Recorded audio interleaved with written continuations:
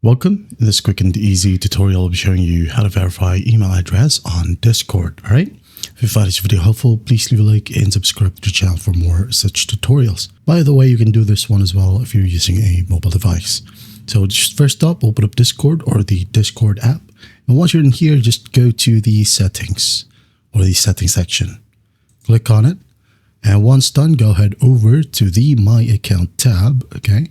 And under security, you'll be able to see your display name, username, email. Okay.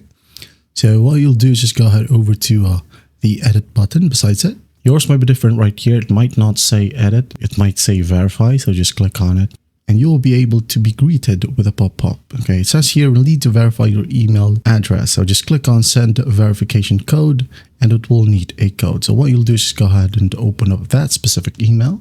As you can see here, I have mine on my Gmail. So I'm just going to go ahead and double click on this code right here and just paste it right here in the verification code box. And then once that's done, just click on next. And once that's done, you should be good to go.